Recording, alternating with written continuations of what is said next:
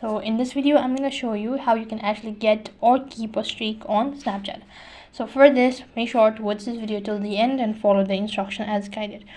Now first of all, let me go ahead and log in into my Snapchat account and go to the chat icon. Now here you can see there's this icon or the emoji located next to the following username. You can see there are like 1, 2, 3 and 4. For some users there's no such icon.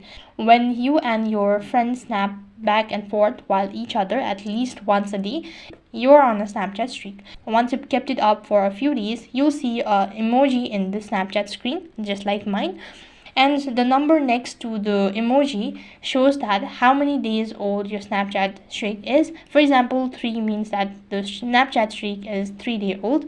And now keep sending photos or videos snap back and forth every day with your friend, and your Snapchat streak will keep growing.